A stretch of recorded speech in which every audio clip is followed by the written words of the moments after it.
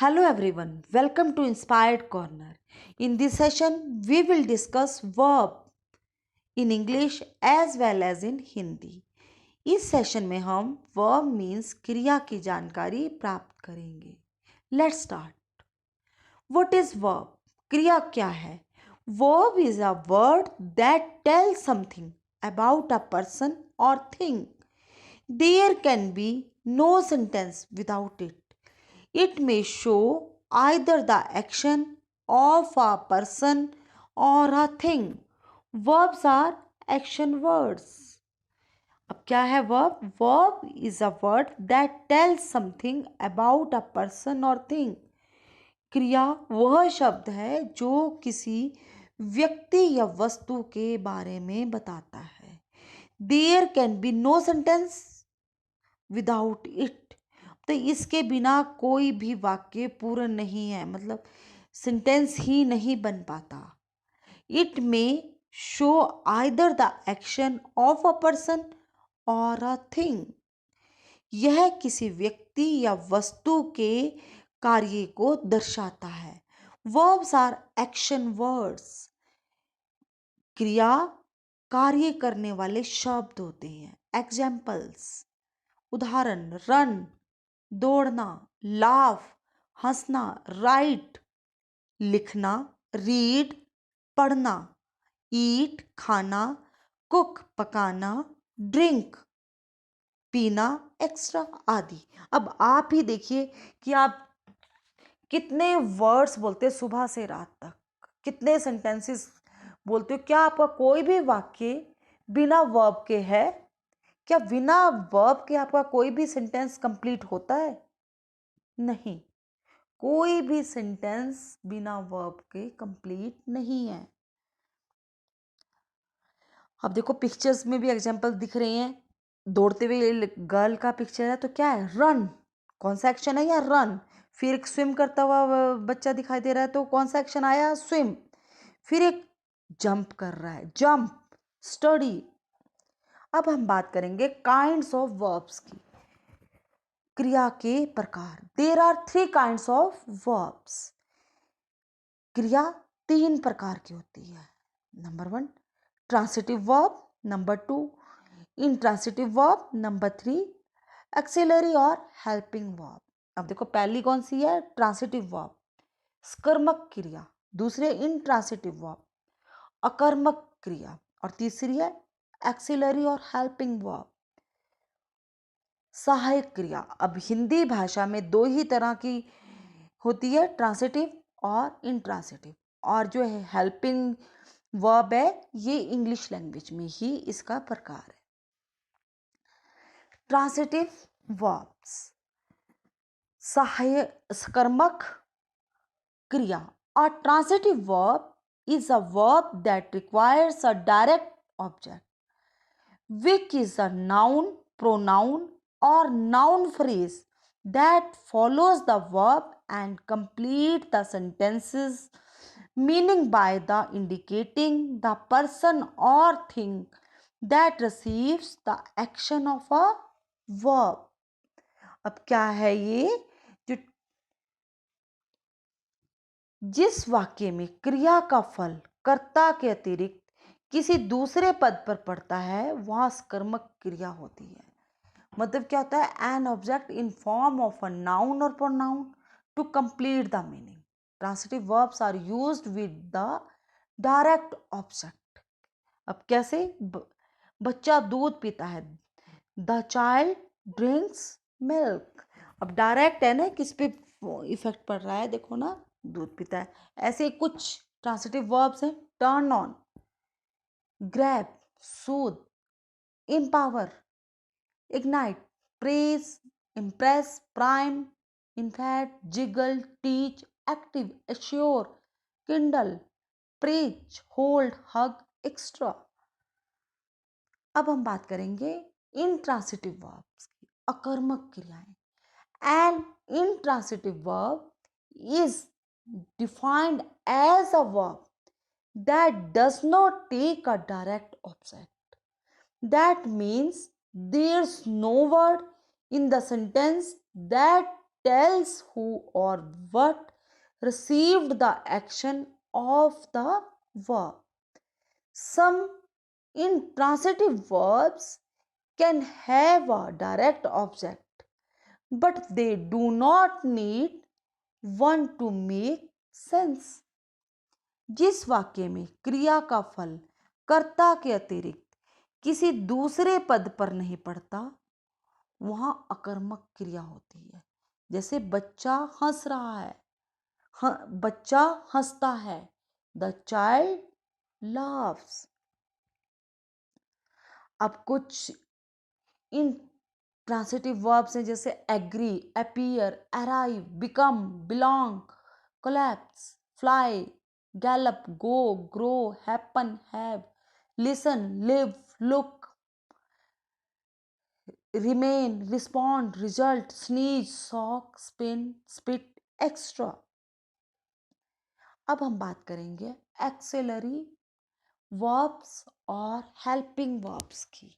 सहायक वर्ब्स, सहायक क्रिया।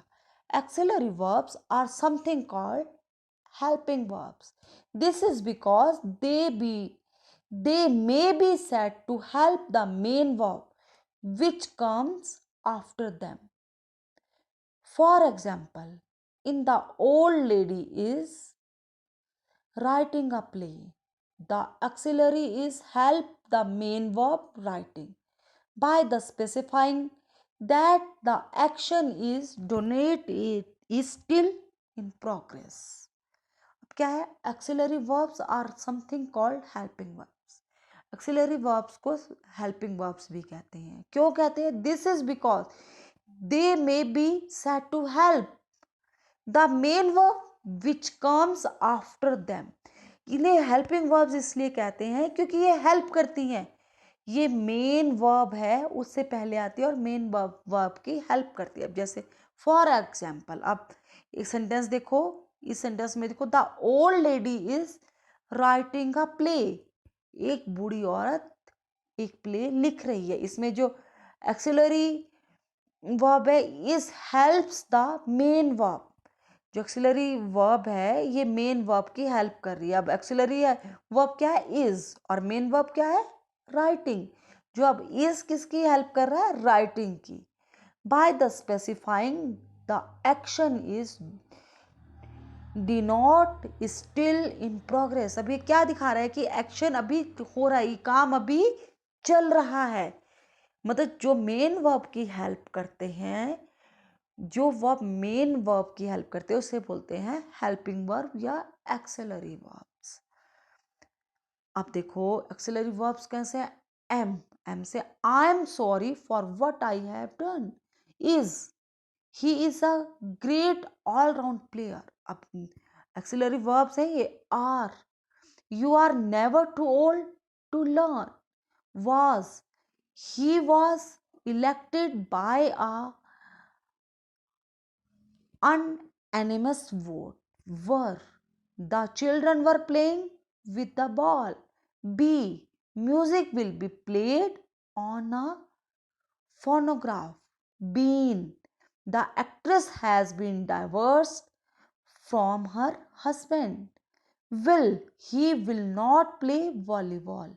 Has, he has bought some tropical fruits. Have, our guests have arrived. Had, I had not seen him for 15 years. Do, I do not feel like going out tonight. Does your job fulfill your expectation? Did you have a nice holidays? अब कौन कौन से axillary verbs होते हैं? Am, is, are, was, were, be, been, would, will, has, have, had, do, does, did, extra. ये सारे के सारे क्या हैं? हेल्पिंग वर्ब्स हैं। अब बात करेंगे हम conjunction of verbs. To conjugate a verb means to give its three forms, namely present, past, and participle. They form the basis of tense changes, and it is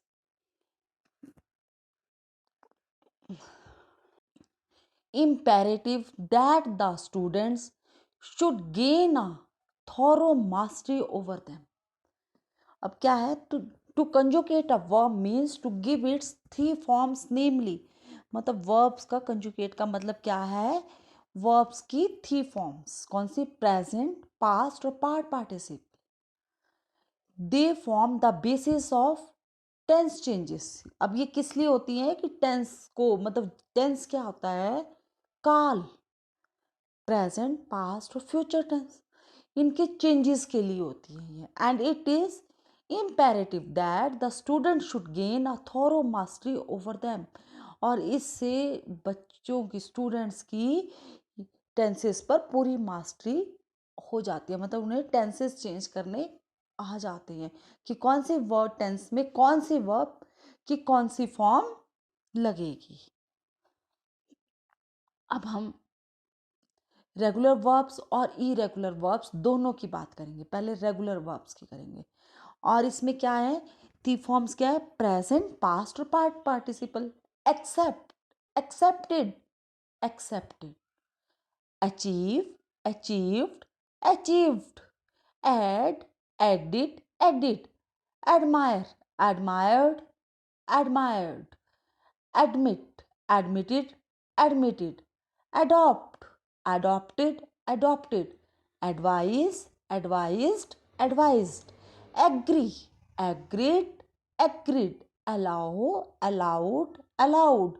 Announce, announced, announced. Appreciate, appreciated, appreciated. Approve, approved, approved. Argue, argued, argued. Arrive, arrived, arrived. Ask, asked, asked. Assist, assisted, assisted. Attack, attacked, attacked. Bake, baked, baked. Beg, begged, begged. Behave, behaved, behaved. अब आप देखो क्या है regular verbs. Regular verbs में जब present, past और past participle में बदलता है तो पास्ट और पास्ट पार्टिसिपल सेम रहते हैं. क्या लगता है इनमें, ईडी लगता है. रेगुलर वर्ब्स की एक में क्या होगा, पहचान रखो, प्रेजेंट से जब पास्ट और पास्ट पार्टिसिपल में चेंज करेंगे तो सिर्फ ईडी लगेगा और दोनों में सेम रहेगा. अब हम इरेगुलर वर्ब्स की बात करेंगे. इसमें देखते हैं हम क्या है. इसमें क्या होता है, प्रेजेंट से जो पास्ट और पास्ट पार्टिसिपल दोनों, तीनों के तीनों ये अलग होते हैं.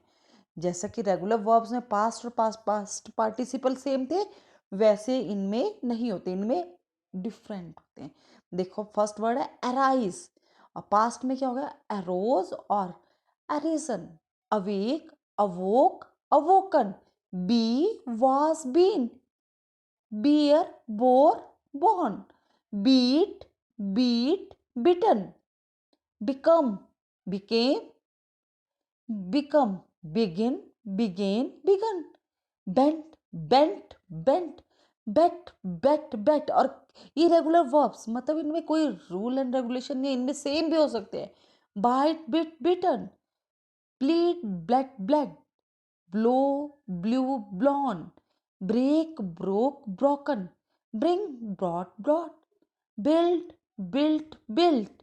Burn, burnt, burnt. Burst, burst, burst. Buy, bought, bought. Catch, caught, caught. Choose, chose, chosen. अब रेगुलर वर्ब्स में क्या लगना था, ईडी, पर इनमें स्पेलिंग चेंज हो जाती है इस पर. और कई बार पास्ट और पास्ट पार्टिसिपल सेम होते, जैसे कैच का है, कॉट कॉट सेम है, पर इसमें ईडी नहीं लगा. जिनमें सिर्फ ईडी ही लगना है वो रेगुलर वर्ड में आते हैं. जैसे बर्न का बर्न्ड, बर्न्ड आएगा तो रेगुलर वर्ब आएगा. अगर बर्न को हम बर्न्ट करेंगे तो वो इरेगुलर वर्ब्स में आएगा. Thank you everyone for listening me. Thank you very much.